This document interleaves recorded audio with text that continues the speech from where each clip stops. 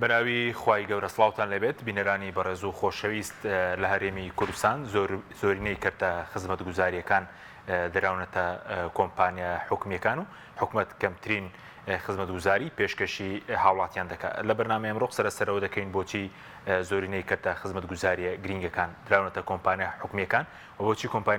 کۆمپانیا حیزبیەکان و بۆچی ئێستا کۆمپانیا حیزبیەکان لە حکومەت دۆڵەمەندترن و بۆچی پرۆژە خزمەتگوزاریەکان لە هەرێمی کوردستان وەستاون و ئێستا داهات هەرێم چەندە و بۆچی ڕنگدانەوەی لەسەر ژیانی هاوڵاتیان نیە لەگەڵ بەڕێز مامۆستا عومەر گوڵپی ئەندامی لیژنەی دارایی لە پەرلەمانی کوردستان قسە لەسەرم پرسانە دەکەین. مامۆستا بەخێربێن، سوپاس بۆ ئامادەبوونتان. سوپاس دەکەم. ئەگەر سەرەتا لەو دەست پێ بکەین لە هۆکاری کە زۆربەی کەرتەکان دراون بە کۆمپانیا حیزبیەکان لە دەرمانە، خاڵە سنووریەکانە، کارەبایە، کۆکردنەوەی کرێی ئاوە، پارەی خۆڵە، هەروە عریزە نووسینە ئەوە بڵین کامێرەی تیژڕەوی شاتە سەر هۆکاری کە زۆربەی کەرتەکان دەدرێن بە کۆمپانیا حیزبیەکان. بەناوی خۆی بەخشندەی میێرەبان زۆر سپاس کا حەکیم بۆ بەرنامەکە. طبعاً ئەم پرسیارە بەڕاستی دووسێ ڕووی هەیە.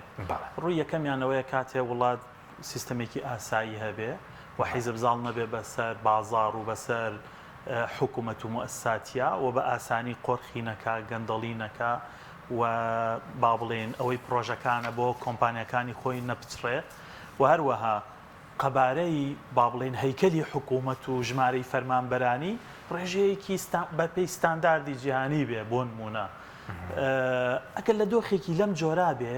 ئاساییەوە قازانجی حکوومەت و وڵاتەکەشەکە هێندێک خزمەتگوزاری تەبانە بێ و کاتەش بە پێی یاسا بێ وەگەوەی ئێستا لە هەرێمی کوردستانە ئاساییە، چونکە ئێستا هێندێک وڵاتانی ئەوروپی تەنانەت ئاسیاوی ئەبینین کە زۆرێک خزمەتگوزاریان داوە بە کارتی تایبەت خزمەتگوزاریەکە باشتر بووە، کوالێتێکی باشتر، خێراتر و بە نرخی هەرزانتریش لەسەر هاوڵاتی و حکوومەت و خەزێنەی گشتیەکەوێ. بەڵام ئەمەی لە هەرێمی کوردستان هەیە فەزیحەیە و بەڕاستی پاشەکشەی حکوومەتە، پاشەکشەی ئاشکراش.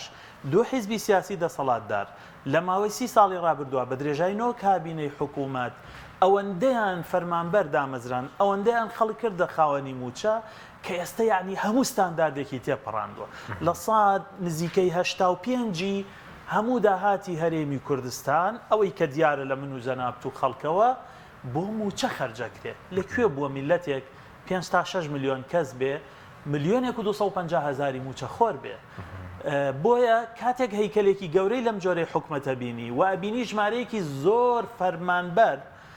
ئەسڵەن زیادن، ئەسڵەن ئیشیان نییە، یعنی بۆ نمونە فەرمانگەت هەیە، هۆبەت هەیە، بەشت هەیە، بە 20 کارمەندیشی ئەڕوا 60 هەیە، بە 60 ئیشی ئەڕوا 500 هەیە. بڕۆ تەماشاکە لە ئێستا لە زۆرێک لە فەرمانگەکان ژوورەکانە بینی دانیشتونی استراحەت چاخۆنەوە ناکە خەتای ئەو خودی ئەوان نییە، خەتای سیستەمەکە و خەتای دەسەڵاتەکەیە کە ئەمەی خوڵقاندووە. بۆیە لە دۆخێکی لەم جۆرە ئەبێ پێمان سیر بێ بۆ حکوومەت خزمەتگوزاریەکانی دەداتە کەرتی تایبەت. ئەی ئەم هەموو فەرمانبەری بۆ تایبەتیشیان خود کۆمپانیا حیزبیە. کەرتی تایبەتیش کامەیە؟ جا ئەوەی کە من وتم ئەمەیە. کەرتی تایبەت لەم دۆخەی ئێستەی لە هەرێمی کوردستانە بەڕاستی ڕێک دادۆشینی حکوومەتە بۆ کۆمپانیەکانی هەردوو حیزبی سیاسی دەسەڵاتدار کە ئێستا حیزبەکانی تریشکە لەگەڵ یانە شەریکن یاخود ئەوانیش بەشدارن یاخود لانی کە مەسئولیەتی بێدەنگیان ئەکەوێتە سەرشان کۆمپانیەکانیان لە بواری خزمەتگوزاری ئەو هیچ کۆمپانیەکانی بواری پرۆژەیان بە ئاشکرا و تەدەخولەکەن لە تەندەرین و لە پرۆسەی وەرگرتنی پرۆژەکانە، پاشان لە بواری ئینتەرنێت، لە بواری خاڵە گومرگیەکان، لە بواری پاکردنەوە، لە بواری فلان هەموو بوارەکان. بۆیە بەڕاستی ئەمە دۆخێکی زۆر زۆر خەتەرناکە. تۆ لەولا سیاسەتی چەوت و هەڵی ڕابردووتان حکوومەتی بارگران کردو بە بودجەیەکی زۆر زۆر گەورە و زەبەلاح و ئێستا هەرێمی کوردستان مەسەن لە بواری سەربازیە بەقەت وڵاتانێک کە 200-300 ملیۆن نفوسیان هەبێ هێزی چەکداری هەیە. ئەکرێ یعنی بۆ نمونە 4 ڕۆژی تر ئەگەر وا بێ لە 150 بودجە شەر بوو، یعنی ئەگەر بەو جۆرە بەردەوام بێکا حەکیم کەسیشان دەست ناکەوێت سەنگەرەکانیان بۆ بپارێزێ، ئەبێ بچن بیدەن بە کەرتی تایبەت بۆی سەنگەرەکان. ئەکرێ یعنی تۆ 400,000 چەکداری هێزی سەربازیت هەبێ بەداخەوە لەو دۆخە حیزبی کە هەیە کە زۆرێکیان کەچی بۆ نمونەک لە کاتی شەڕەکانە هەموو ئەمانزانی فەوج هەبوو 250 کەس موچەخۆرەتیایە، بەس کاتێکە هاتە سەر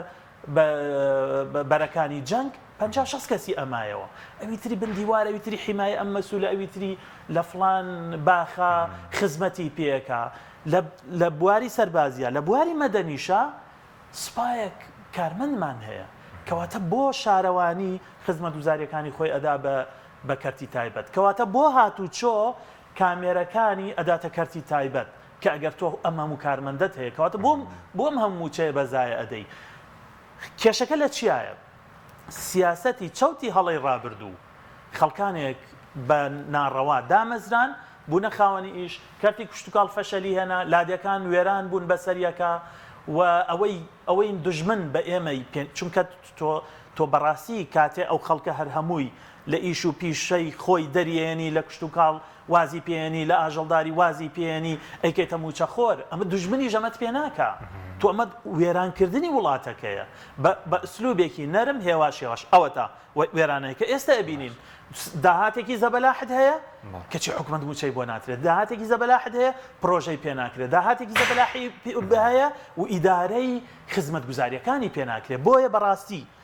ئەمە بێجگە لەوەی نایاساییە لە بنەمایە یعنی تۆ هەر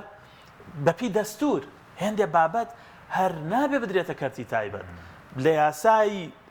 داهاتی شارەوانیەکانە کە تا ئێستش لە هەرێمی کوردستان جێبەجێ ئەکرێ نابێ کۆکردنەوەی خۆڵ و خاشاک بدەی بە کۆمپانیا نەسەن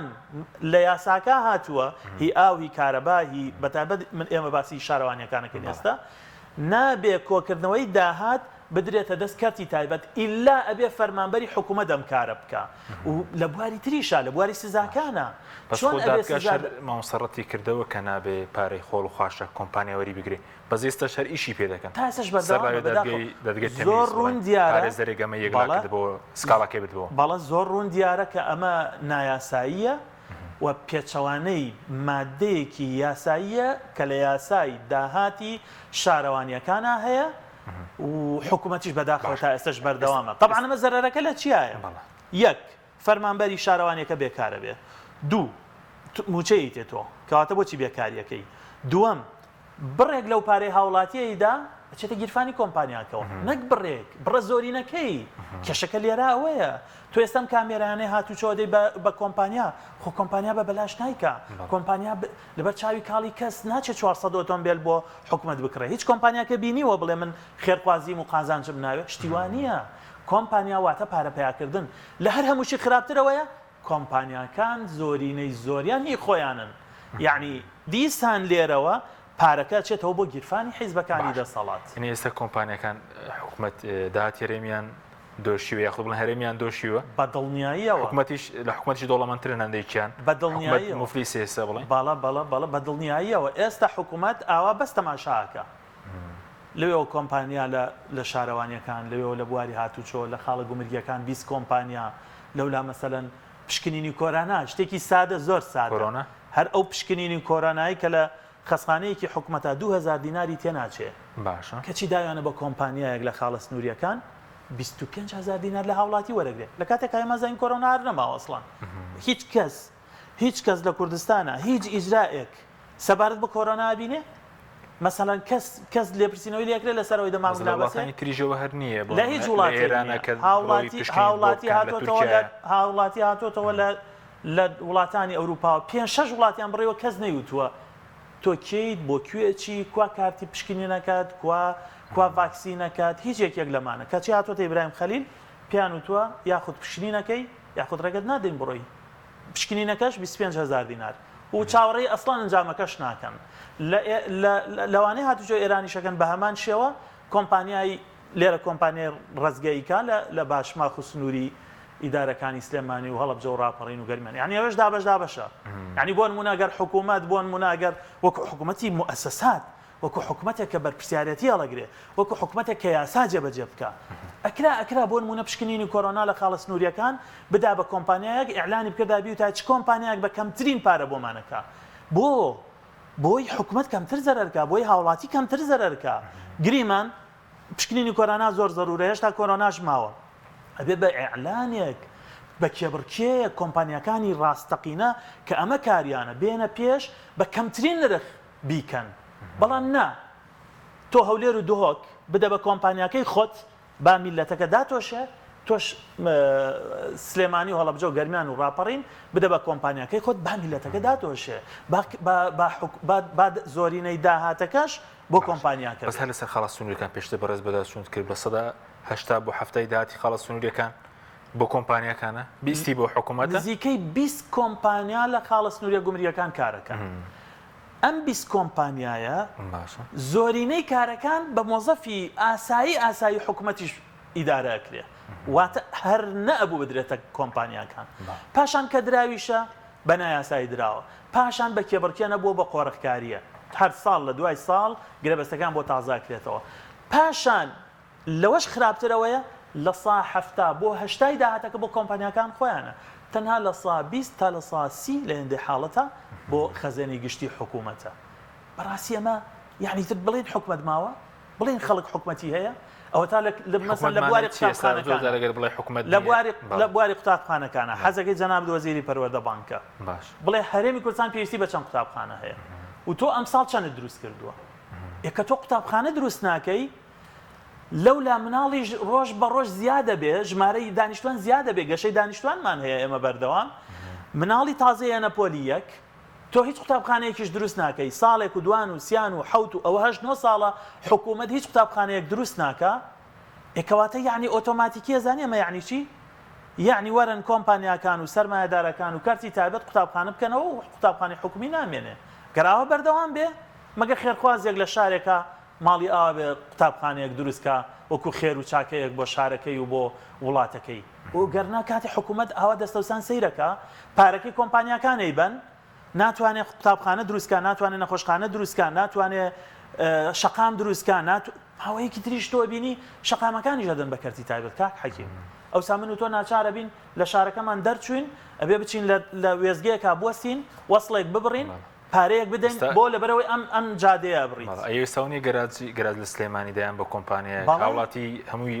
زیانمەند و گواسیانەوە بۆ ڕێگایەکی دوورتر خەڵکی کێژار یعنی نەبووە بۆ نمونە گەراج لە سلێمانیە نەبووە گەراجی گواستنەوەی هاوڵاتی لە ڕێگەی زەویەوە دوورتر بێ لە فڕۆکەخانە یعنی نەبووە شتیوانیە مەسەلەن تۆ بچۆ لە شارە گەورەکانی دنیا گەراجەکان و شوێنەکانی گواستنەوەی هاوڵاتیان لە چەقی شارەکان لە نزیکترین شوێنان بۆی خەڵک بە ئاسانی پێیان بگا باشە هاوڵاتیەک لە چەمچەماڵیا لە دوکانیا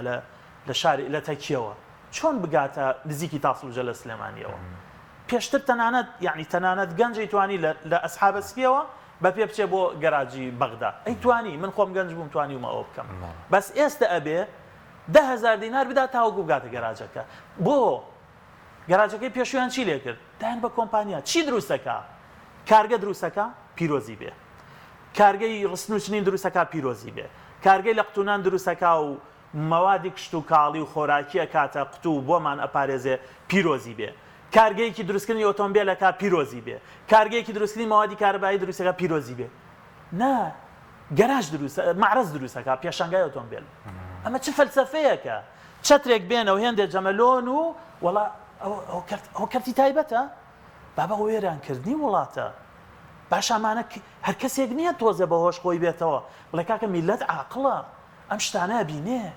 ئەزانێ ئەمە دوژمنەکەشە لەگەڵا وا مامەڵە ناکە کاکە دوژمنەکەمان کێ بوون بۆ نمونە هەموو جارە باسی بەغداکەین دوژمنە یەک لە دوای یەکەکانمان ئەو کاتە ئەوان بەڵە دوژمن بوون بالفعل لە بەغداوە هەتا 2003 بەڵە بالفعل دوژمن بوون بەڵام لەبەرەوەی سلێمانیان بەهی خۆیان نەزانی و هەولێریان بەهی خۆیان زانی و دەربەنیخانیان بەهی خۆیان نەزانی هاتن بەداویان دروست کرد ئێستا زۆرێک لە شەقامەکانی هەفتاکانن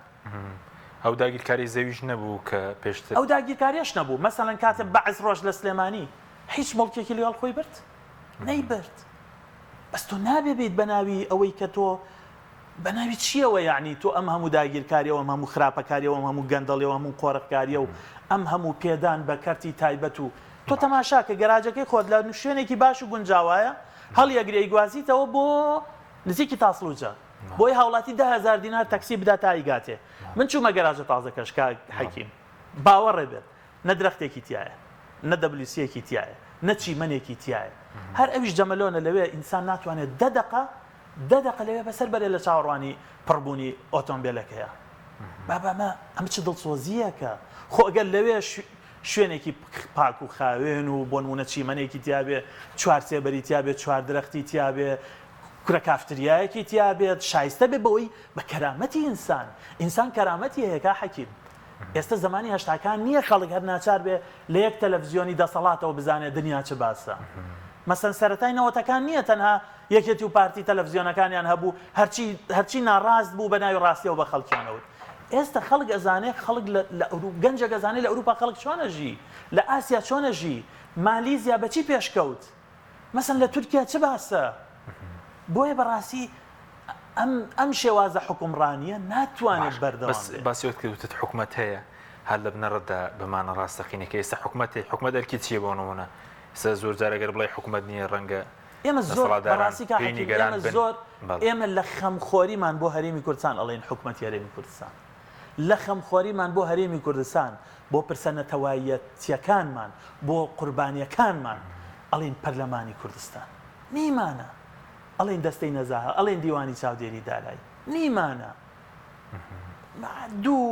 دوو ئەمارەتە دوو خێزان حکومیەکەن چۆنیان بوێ ئاوە ماڵش نییە خێزانە دوو خێزان حکومیەکەن چۆنیان بوێ ئاوە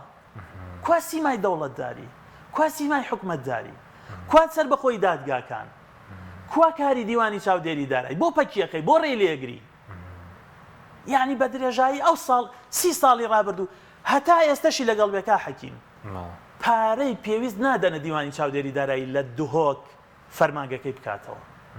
ئێتۆ ئەزانی هەر پارە سەرفکردنێک لە دەستگایەکی چاودێریە بۆ نمونە لە دیوانی چاودێری داراییە 1 دیناری بە ملیۆن دینارە بۆ ئەگەڕێنێتەوە چونکە ڕێگرێ لە گەندەڵی. مەسەن لە دەستێکی نەزاهی چالاکی بالفعل سەر بەخۆیە، مەسەلەن دەست هەڵگری لە هەیمەنەی خۆت بەسەر دادگاکانەوە. یەک دنیا دادوەری بەڕێز و سەربەخۆمان هەیە کە ئەکرێت ببنە بەشێک لە پاراستنی ئەم وڵاتە ئەم میلەتە و دروستکردنی موئەسسات، بەڵام ڕێگە نادەن. بۆیە یعنی مەسەلەن دیوانی چاودێری دارایی لە هەڵەبجە تا ئێستا نییە، لە کەلار تا ئێستا نییە، لە ڕاپەڕین تا ئێستا نییە، لە ئاکرێن نییە، لە دوهۆک نییە، لە زاخۆ نییە. تەنها دوو فەرمانگەی هەیە لە هەولێر و لە سلێمانی. تازەی نووسینگەیشیان لە هەڵەبجە کردوتەوە. چۆن حکومڕانی وابێ؟ چۆن چاوەڕێ ئەوە بکەی کە زەوی مڵکی گشتی بپارێز؟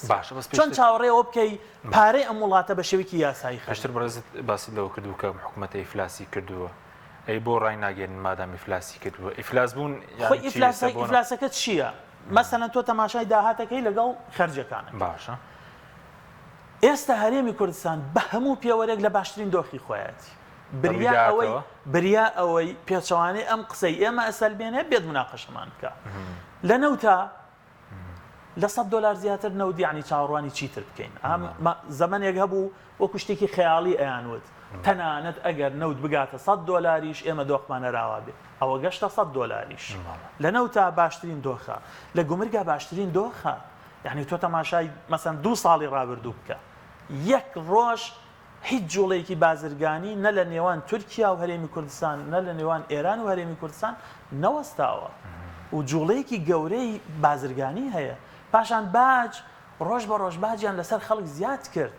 بە خەمڵاندن، بە ڕێگەی خراپی خەمڵاندن و بە ڕێگەی سەپاندنی هێندە جۆری باجی نایاسایی و پاشان لە ڕسوماتەوە کاک حەکیم. یعنی لە ڕسومات یەکێک لە دەریا وونەکانی داهاتی ئەم وڵاتەیە. یەک بەڵگە و دۆکیومنت نییە پێمان بڵێ داهاتی ڕسومات لە هەرێمی کوردستانە چەنە. مەعقولە وەزیری دارایی نەزانێت داهاتی ڕسومات واتە پارەی خزمەت گوزاری. ئەو پارەی هاوڵاتیە گەیدا بە حکوومەت لە بەرامبەر بەڕێکردنی مامەڵەکەی، لە بەرامبەر پارەی ئاو، لە بەرامبەر کارەبا، لە بەرامبەر فلان ڕسوماتی مەسەلەن ئەوەی مڵکاتەکەیە گوازێتەوە، ئەوەی لە هاتوچۆ وەرەگیرێ. ئەم ڕسوماتانە داهاتێکی زەبەلاحن کەچی هەتا ئێستا لە هەرێمی کوردستانە یەک ڕقم نییە پێت بڵێ چەنە. چۆن ئیدارەی وڵات وا ئەکرێت؟ پاشان ئەم دۆخە باشەی ئیستیقراریەتە و ئەمن و ئاسایش هەیە و لە شەڕانیت و کۆرۆنا نیە و نەخۆشیێکی گەورە نیە و ڕووداوی سروشتی نییە و نەوت پارەی باشەکە گومرگ داهاتێ باشە باش ڕسومات باشە کەچی ناتوانی ئەرکەداراییەکانت جێبەجێ بکەیت. ئیفلاس لەوە زیاتر ئەرکەدارایی وەکو چی وەکو ئەرکەداراییەکان موچە لە کاتی خۆی،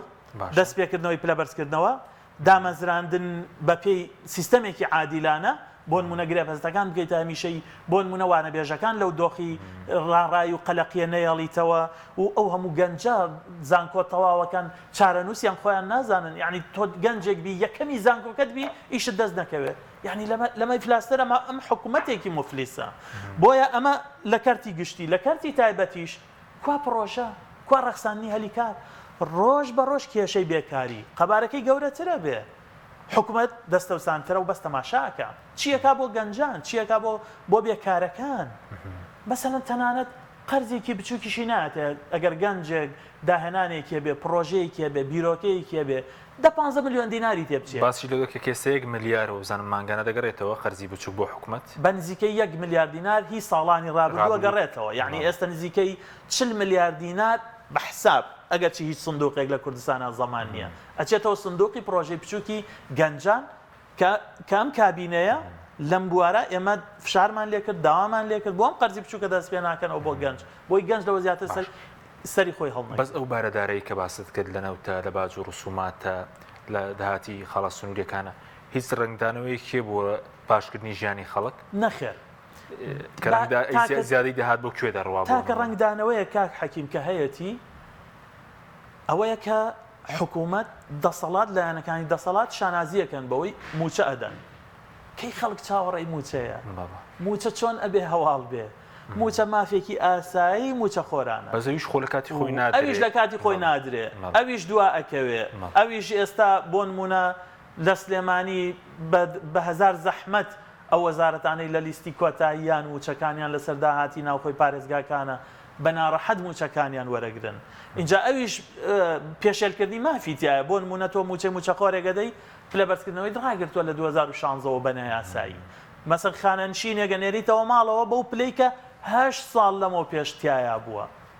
ئەوەش یعنی ئەوەش ئەرکەکە پاشان تۆ داهاتت هەیە خەرجیت هەیە بۆ لە یاسای بودجا ڕێکی ناخەی یعنی سەرەتایترین کاری باشی حکوومەتێک کە بێ بە هاوڵاتیەکانی بڵێ ئەوەیە کە لە چوارچێوەی یاسای بودجا داهات و خەرجەکانی خۆی ڕێک بخا لە چوارچێوەی یاسای بودجا چی تایە کاک حەکیم یەک داهاتەکان سەرچاوەکەیان بڕەکەیان لە هەر ساڵێکی داراییە دووەم خەرجەکانی حکوومەت لە بواری موچە و لە بواری بەگەڕخستنی وەزارەتەکان لە بواری پرۆژەکان ئێستا کەس دەزانێت چ پرۆژەیەک بە پێچ پێ وەرەگەکرێ نەخێر میزاجە سەرۆکی حکوومەت جێگری سەرۆکی حکوومەت وەزیری دارایی ئەم وەزیر ئەو وەزیر بە تەکلیف و تەکلیفکاری و ئادەی ئەو پرۆژەیەمان بڕی ئەوەنەمان تەرخان کرد بۆ پرۆژێ تۆ لە کاتێکا بێ بەپی یاسای بودجە بێ بەپی پلان بێ بەپی بەرنامە بێ پاشان قەرزەکان وڵاتی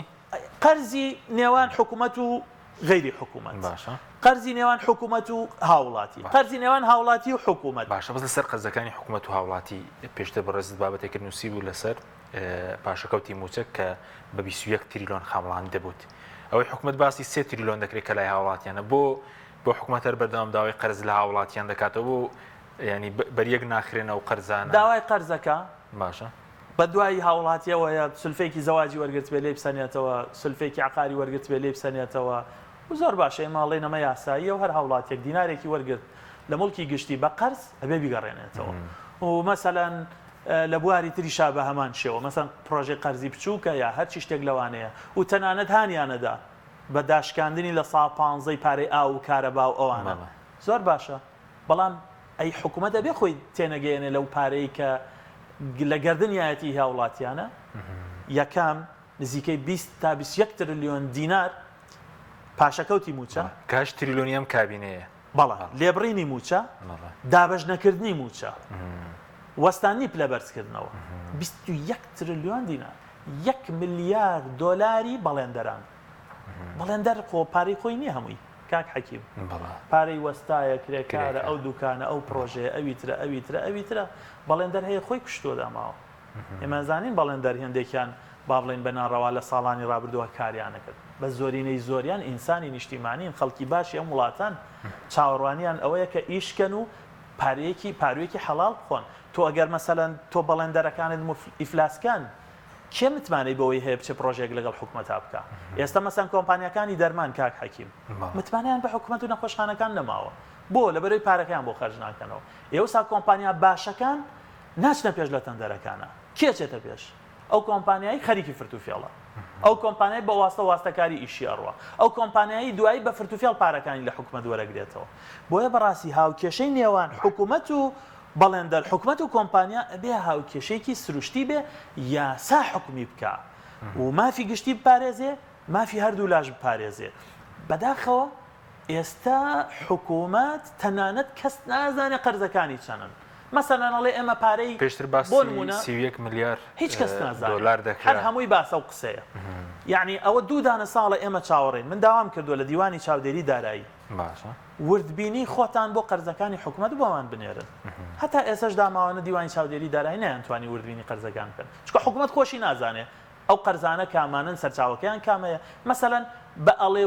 وتیان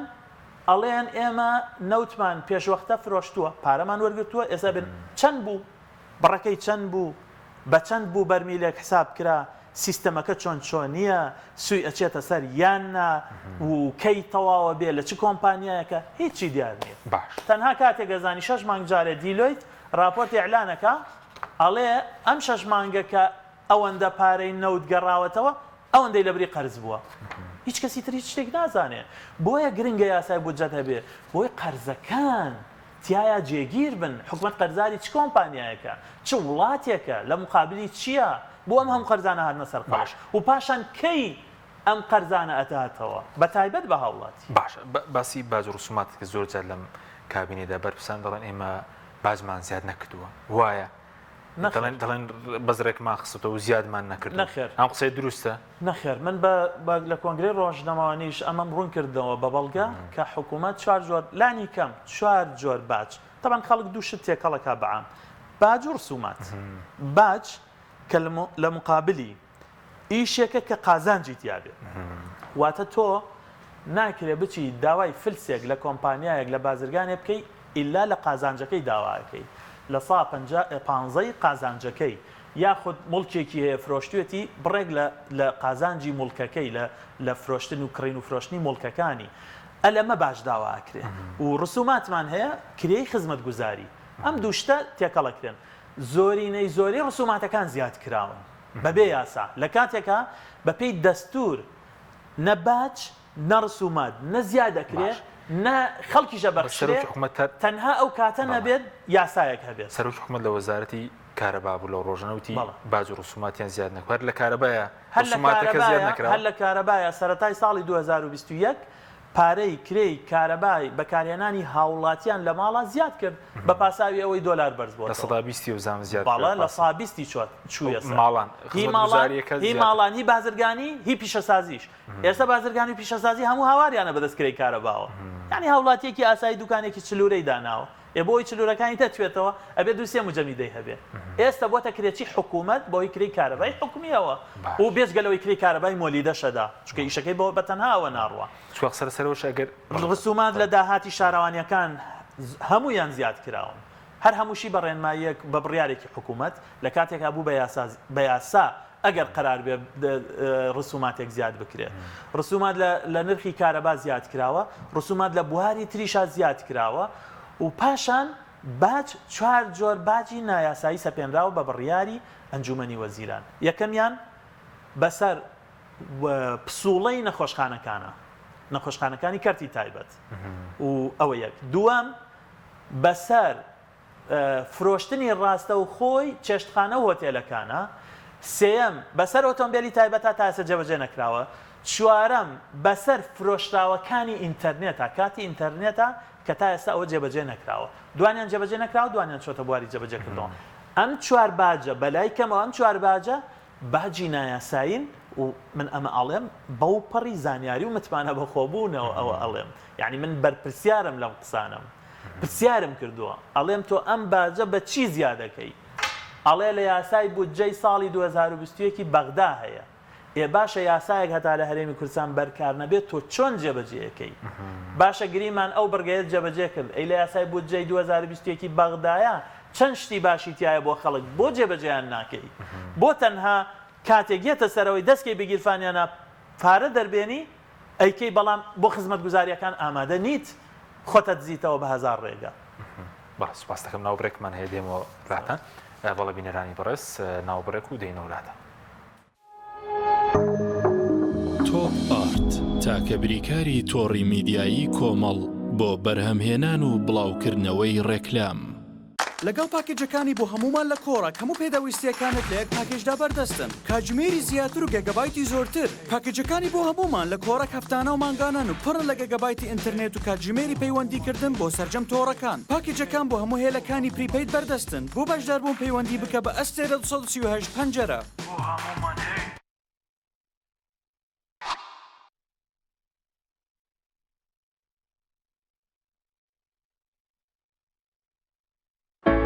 کۆمپانیای ئاکۆکەریم بۆ ماڵێکی ئارام ژیانێکی جوانتر. کۆمپانیای ئاکۆکەریم ئەزمموی چەندین ساڵ لە دابینکردنی ئەلەمنیۆمی ئازل و سیستم و دەبڵ شوشەی سکۆریت و لوئی دژەخۆر.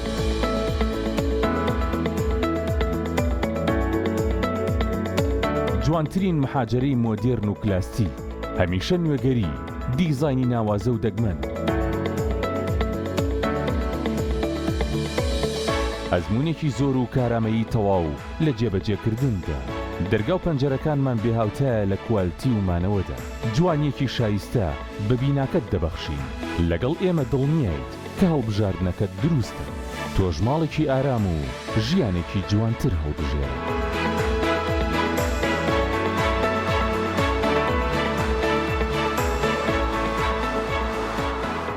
ئاوی بەڕادی سلێمانی دڵنیایی زیاتر، تەندروستی باشتر. کارگەی ئاوی سلێمانی. دڵنیا بڵنینیە ئەو جپسەی وێنەی نییە کەرتامێکی بێخۆشە بۆ من بە ئەو بۆ تۆشە ئادەی پێ بڵێن چییە؟ جپسی نینی تامێکی لە یاد نەکراوە. تۆپ ئارت تاکە بریکاری تۆڕی میدیایی کۆمەڵ بۆ بەرهەمهێنان و بڵاوکردنەوەی ڕێکلام.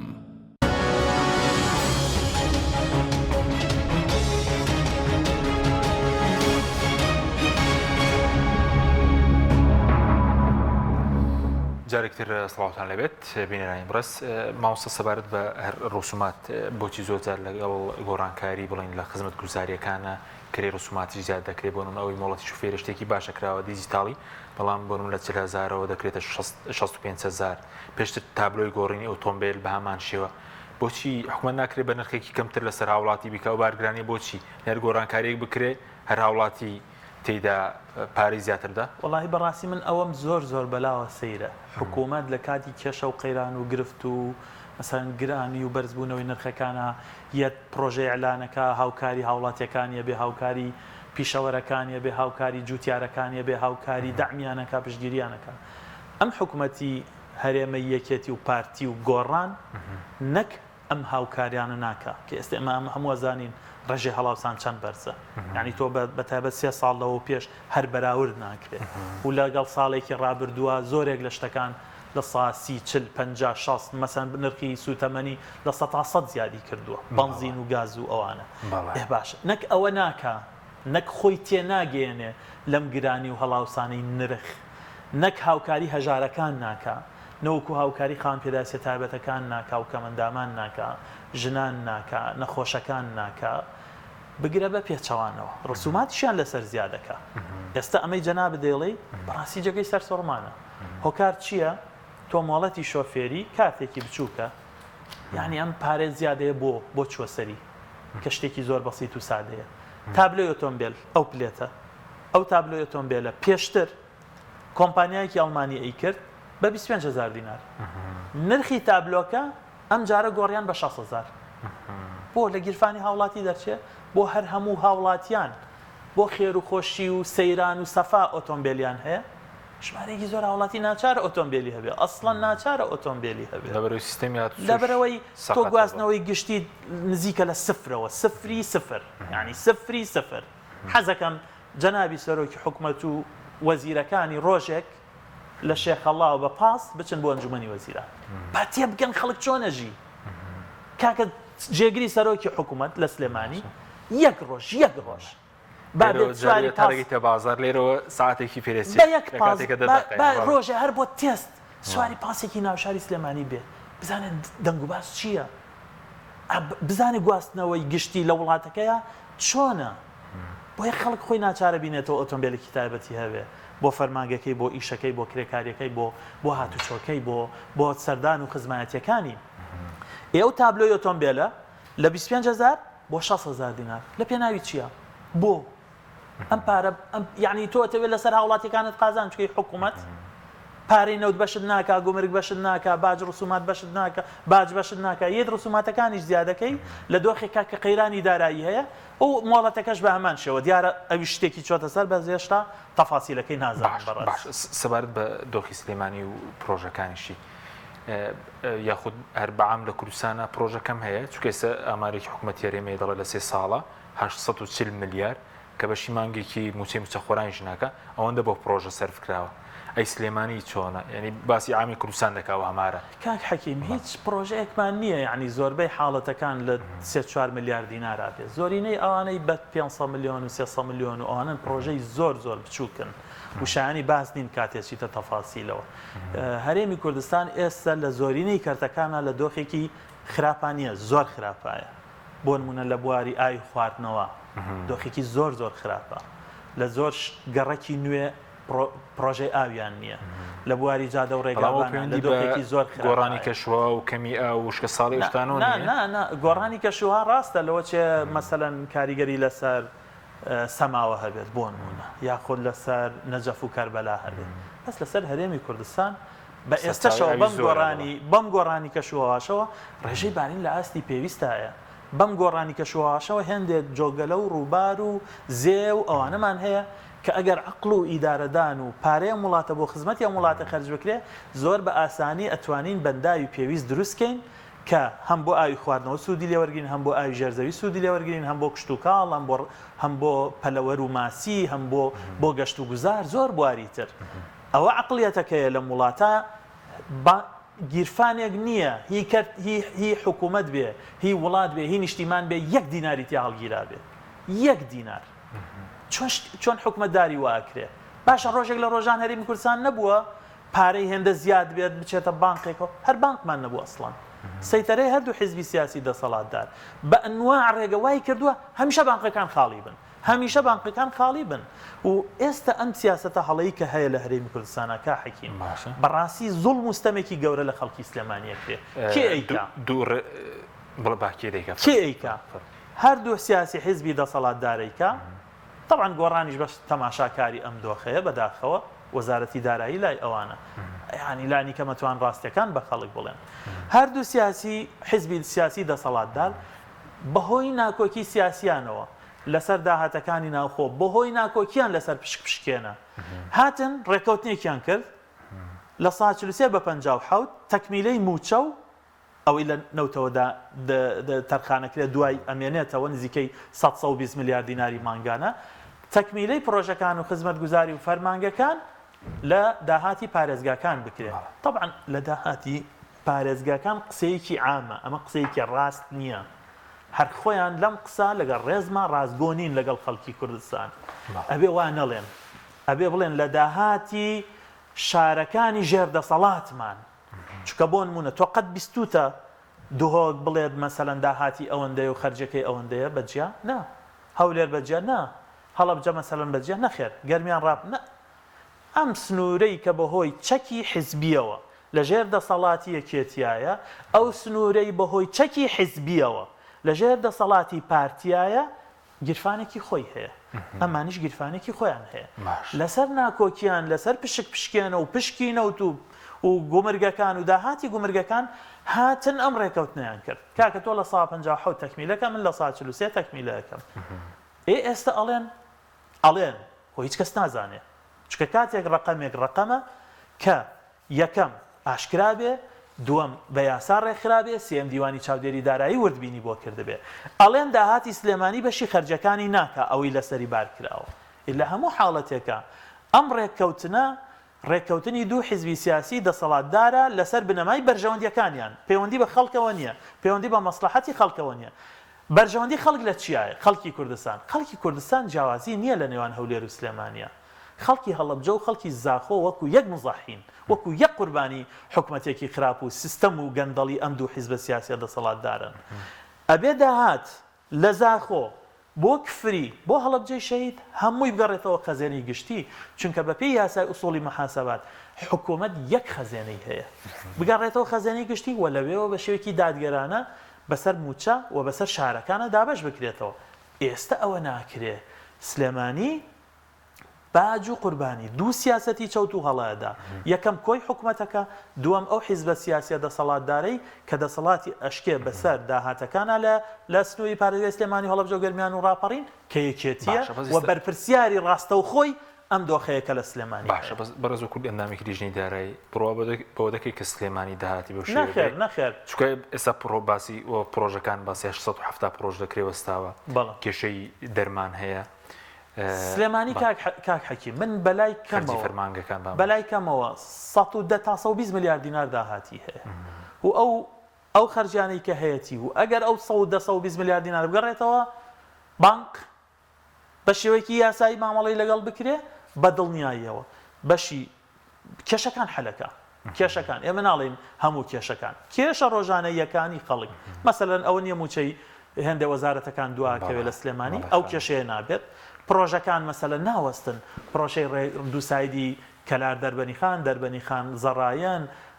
ڕانیە دووکان و شەقامەکانی تر و پارکەکان و نەخۆشخانەکان کۆمپانیەکانی دەرمان لانی کەم ئەمانە ناوەستن و بەردەوامە بن بۆیە بەڕاستی نەداهاتی سلێمانی دیارە ناوخۆ نەداهاتی هەولێر دیارە نەداهاتی دهۆکیش دیارە نەوتەکە شەر دیار نیە نەوتەکەش هیچ کەس نایزانێ هیچ کەس نایزانێ باشە بۆچی لە ساعت چلی ئەچێتە خەرجیەوە کەس نایزانێ چونکە وەزارەتی سامانە سروشتیەکان بۆ حکوومەت و لە 157 بۆ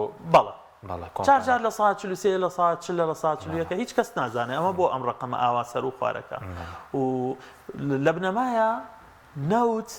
ئەبوو ئەوەندە شەفاف بێت چونکە سامانێکی گەورەیە پەیوەندی بە هەموو هاوڵاتیەوە هەیە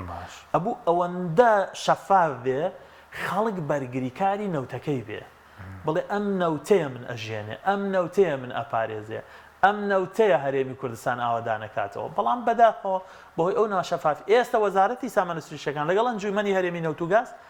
ژمارەیەکی کەم لە دەسەڵاتداران لە هەردوو حیزبی سیاسی دەسەڵاتدار ئاگاداری خەرجەکانی نەوتن ئاگاداری داهاتی نەوتن هیچ کەس نە پەرلەمان موسسەیەکی شەرعی گەورەی وەکو پەرلەمان یعنی ئەمە شورەیەکی گەورەیە بۆ حیزبەکانی دەسەڵات تۆ ڕێگە نەدەیت لە پەرلەمانێکە کە خۆت زۆری نیت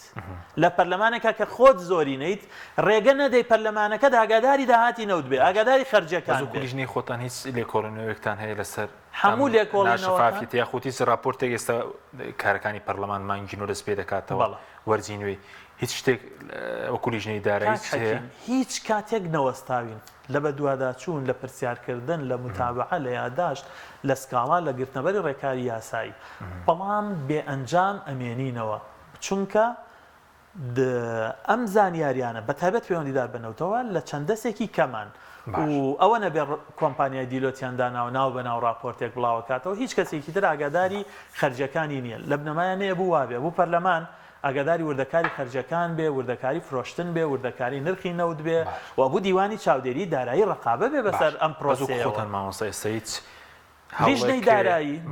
لیژنەی دارایی نزیکەی 8 یادداشتی ڕوبەڕووکراوەتەوە لە مانگەکانی ڕابردووە کە پەیوەندیدارن بە کێشە داراییەکانەوە کێشەی دواکەوتنی موچە کێشەی وەستاندنی پلەبەرزکردنەوەی فەرمانبەران و مامۆستایان کێشەی گرێبەستەکان کێشەی بێکاری کێشەی وانەبێژان کێشەی بڕینی هاوکاری هەژارەکان موچەی چاودێری خێزان کێشەی خراپی موچەی دابشکردنی موچەی خانەنشینان پاشەکەوتی موچە و لێبڕینی موچە و ئەوانەی کە لە ئەستۆی حکوومەتە تا ئێستا هەموو ئەم کێشانە ئێمە ژمارەیەکی زۆر کۆبوونەوەمان کردووە لە ڕابردووە ئێستا سەرقاڵی ڕێخستنی کۆتا راپۆرتین کە تەسەورەکەم لە هەفتەی داهات و چەند ڕۆژێکی ترە پێشکەش بە دەستەی سەرۆکایەتی پەرلەمان بکرێ بۆی بە ئامادەبوونی حکوومەت لەگەڵ دەستپێکردنەوەی وەرزی نوێی یاسادانانە لە دانیشتێکی تایبەتە ئەم کێشانە لەگەڵ حکوومەت گفتوگۆ بکرێت باش بەرزت سکاڵات تۆمارکرد لەسەر دووشت یەکەمیان خاوەن پێویستی تایبەتەکان کە لە 2012 بزان وەستاوە چییە و سکاڵایە؟ سکاڵام زیاتر لەوە تۆمار کردو بەس ئەوەی کە زۆر باسم کردو و گرنگە ئێستا مەسەن جەنابەت باسیەکەی یەک لەسەر ڕاگررتنی تەرخانکردنی هاوکاری دارایی بۆ کەمەندامان و خانپێداویستە تایبەتەکان کەمە بەپێی یاسا یاسای ژمارە 22 ساڵی 2011 هەر مناڵێک کە لە دایکە بێ بە کەمەندام یا هەر کەسێک بۆی ڕووداوێکە و کەمەندامە بێ ئەبێ حکوومەت بەپێی تەقریرێکی تۆبی 150,000 دیناری بۆ ببڕێتەوە لە 2012ەوە ئەم مافیان ڕاگرتووە ئەمە زوڵمێکی گەورەیە لە نزیکەی 30,000 کەمەندام لەسەر ئەمە سکاڵان جوڵان لەکوێ لە داواکاری لە لای داواکە تەمان ئێمە لە لای داواکاری گشتیە بە سکاڵا بجوڵێنین ئەوان بەرپرسیارن بەپێی یاساکەی خۆیان بچن لە دادگا ئەم سکاڵایە تۆمارکەن و بەرگری لە مافی گشتی بکەن 150,000 ئەوەندە بارگرانێکی تۆ دروست تۆ لەو لاموچەی 4 میلیۆنی و 5 میلیۆنی و 6 میلیۆنی نایاسایی بەردەوام بێ بەڵام بڵی ناتوانم 150,000 دەبەشنەوە زەوی بە ملیارەها دینار ئەبەخشنەوە کەچی نەتوانی 150,000 بدەی بە مناڵێکی نابینە نابیست ئۆتیزم شەلل دەماغ داون عیبەیە شوورەیە خۆ ئێستا تۆ وەڵی ئەوروپا پێشکەوتووە خۆ بە شەقام و ڕێگەوبانەکان نییە کا حەکی مەزانی بە چییە؟ کە ئێمەڵی مەسەلەن وڵاتێک پێشکەوتووە ئەم وڵاتە خۆشگوزەرانە بە پاراستنی مافی کە بەندامانە مناڵانە ژنانە چونکە ئەم سێ چین و توێژە لاواسترینەکانی کۆمەڵگەن باش و ئەگەر حکوومەت نەیان پارێزێ بە ئاسانی مافیان هەژارەکان ئەوانەی کە وەسەمی چاوڵێکە لە 2015 وەستاوە بەڵە لە 2015 وەستاوە یەکێک لەوانی لە راپۆرتەکەمانەوە لیژنەی دارایی یعنی جەختی لەکەینەوە بابەتی موچەی چاودێری خێزان و موچەی هەژارەکانە ئەو لەسەر کەمەندامانی خاوەن پێداویستی تایبەت خاڵێکی تر کە سکاڵام لەسەر تۆمار کردووە ڕاگررتنی پلەبەرزکردنەوەی فەرمانبەرانە کە بە هەمان شێوە سکاڵام جوڵاندووە چکە بەڕاستی نزیکەی 360,000 مامۆستا و فەرمانبەر لە 2016ەوە ئەم مافەیان بەزەقی پێشێلەکرێ و ئیتر یعنی هیچ سنوورێک نەما هیچ سنوورێک ئەگەر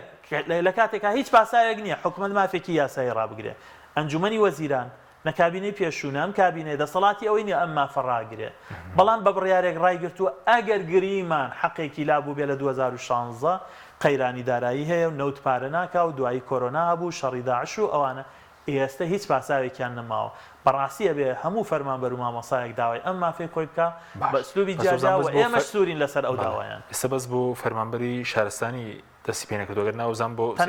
سەربازی و ناوخۆ و سێ سەرۆکایەتەکە دەستی پێ کردوتەوە و بەڵام تەنها فەرمانبەری شارستانی لەگەڵ مامۆستایانە ئەم دوو یعنی ئێستا کە پلە بەرزکردنەوە وەستاوە ئەنی جۆرێکیشی هەر لە بەردەوامی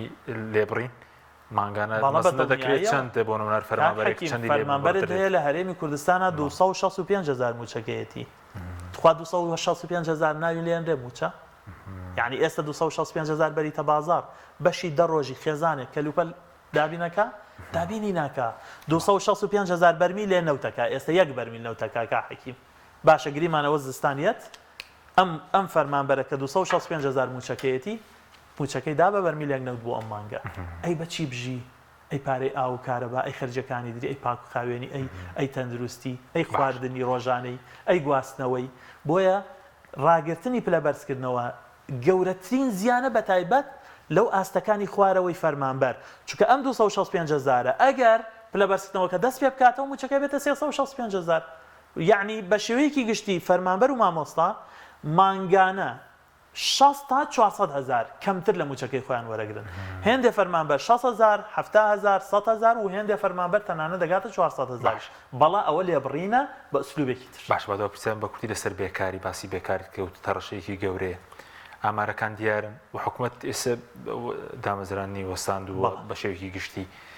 لە کەتی تایبەتەوە بۆ هەموو خەڵک نییە کاک حەکیم بێکاری هەژاری بێئاوی گەورەترین سێ هەڕەشن لەسەر ژیانی هاوڵاتی لە هەرێمی کوردستانە لە 3 ساڵی ئایندا ئەگەر ئەم شێوازە حکومڕانی بەردەوام بێ لەبەرەوە لە هەموو حاڵەتێکە ئیلا ئەبێ ئەم شێوازە بگۆڕێ ئەم شێوازی حکومڕانیە چونکە ئەگەر نەگۆڕێ ئەم حکوومەتە تازە ئومێدی ئەوەی لێ ناکرێت بەم شێوازی حکومڕانیەوە ئومێدی ئەوەی لێ ناکرێت بتوانێت بە پلانێکی استراتیژی فریای ئینسان کەوێ لە هەرێمی کوردستانە لە بێکاری لە هەڕەشەی بێکاری ڕزگاری